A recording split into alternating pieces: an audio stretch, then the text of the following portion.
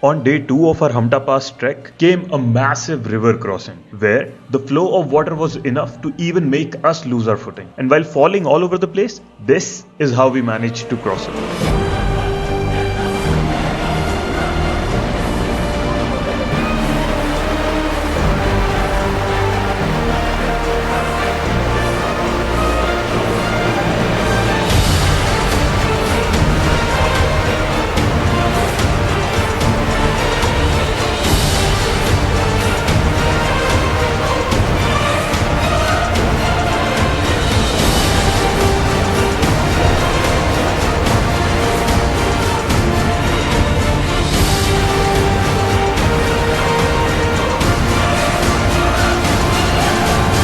Follow Explore the Earth to see more such reels on your feed. And